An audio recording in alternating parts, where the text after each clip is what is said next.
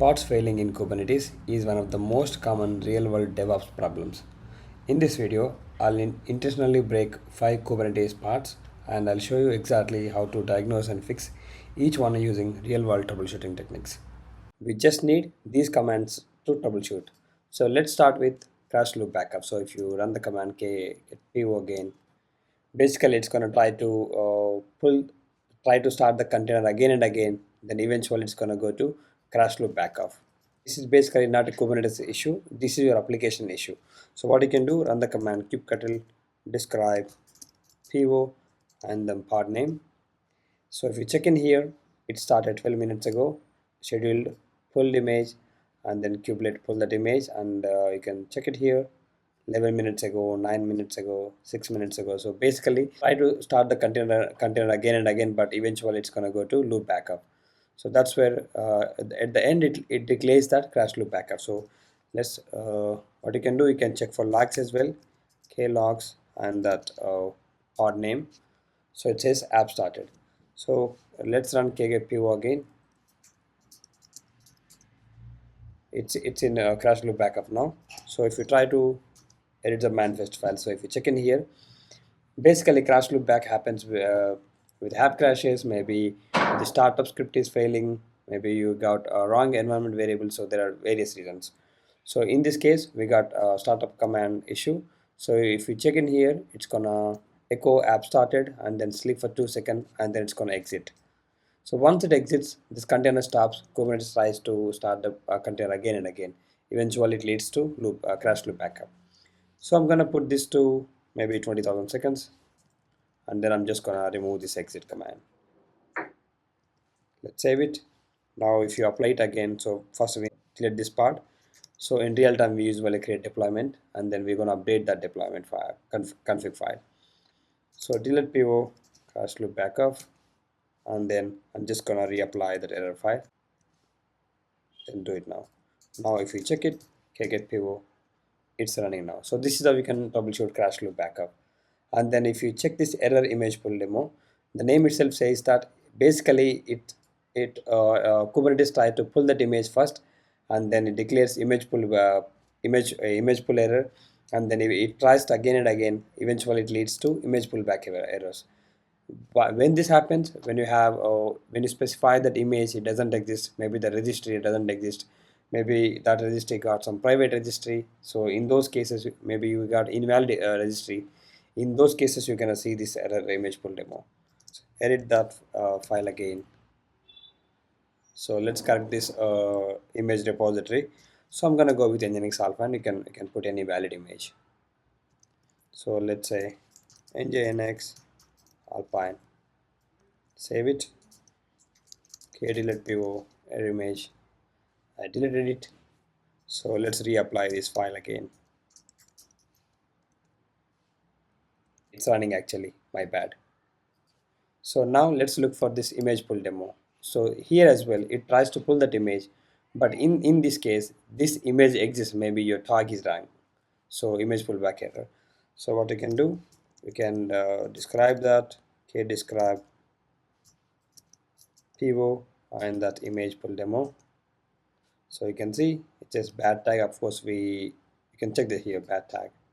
The spec container. Okay, this is the error basically. We mentioned that bad tag was in the manifest file, the container. So you can see nginx not a real tag. So this way you can troubleshoot it. So what you can do, you can open that. So you need to fix this tag.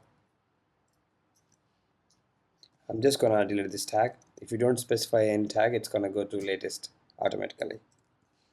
So now let's delete that part, delete PO, and then apply this file again. Now if you run the command kgetpo, it's running as well. Now you can see this is OOMKilled. Basically it was OOMKilled earlier. It tries to run the container again and again, the part, and eventually it leads to crash loop backup again.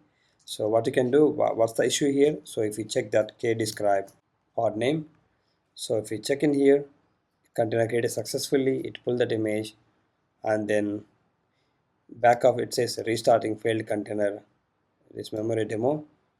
So you don't find any much information here, but let's try to check logs. K logs OM demo. So we can check that it's trying to run this container dispatching hogs. This must CPU and one VM. So let's open that error file again. So basically we have requests. If you check in the resource limits, you can see 100 MI and then 50 MI. Basically requesting for 50 MI in limit, we got maximum this much this part container can use. But if you check in the args, it's requesting for 200 MI, 200 M. So basically we don't have this much memory. So this OOMKilled happens basically maybe your application is leaking some memory, maybe you got large traffic spike. So just because you define some limits and you're not able to serve those limits, that's where it happens. So what I can do actually, I'm just gonna put here instead of 100, let's put 300 requests, and just I'm gonna reduce the stress as well. Basically stress is used for testing stress on CPU and memory. So let's make it to 200, sorry 20, and then k delete po OOMKilled. Now let's reapply this one. So let's check pod status now, kgetpo. Now it's running. So finally you got pending demo. Basically if you describe this one, describe po, that's pending demo. You can see that here warning, it says failed scheduling. So basically scheduler failed to put this part on correct nodes, because this part is requesting for certain resources. You can see CPU 100 and 500 gigabytes of memory. So here we don't have those nodes with available this much resources. So that's where the scheduler is failed to schedule it. So that's where you're gonna see pending state. So if you run that kgetpo again, you can see it's in pending state. So you need to fix that. So if you open that, so shift to G, you're gonna go to N. So here you can see requesting for 100 CPU. So let's change this to 10. So we got that available resources. I'm gonna change it to 50. Let's put M megabytes. So now delete po, we need to delete it.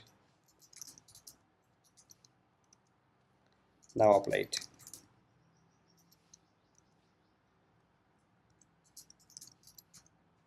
So now it's running. So this is how you can troubleshoot. So basically you're going to make use of get pods, describe pods, and logs. And if you want to do this, you can run this command as well. Okay, get events. If you run this command, you can see all the events happening on here. So you can see it pulled that image 17 seconds ago. So you can check this over this as well. So basically these are the common reasons. So we mostly deal while working, we come across these things, but we eventually check this in deployments. If this part fails, you're going to update these things in deployment only. That's all for this video. Thank you so much for watching.